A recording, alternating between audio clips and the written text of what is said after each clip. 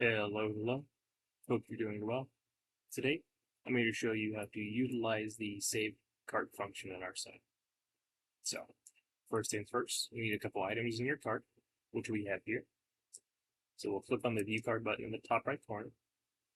From here, you'll be able to view all the items in your cart as usual. And if you scroll down below all the items in your cart, you'll be able to see the save cart button here.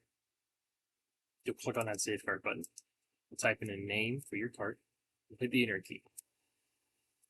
Now for this example, I'm going to empty out our cart real quick. And now you'll go to the top right corner, click on the My Account button. And then you'll click on the My Save Cart button that appears below it. From here, you'll be able to view all these carts you have saved. This right here is the test cart we just created. We have the option to delete the save cart should you no longer find it necessary to have. And you can add the save group to your cart. So we'll click on this button here.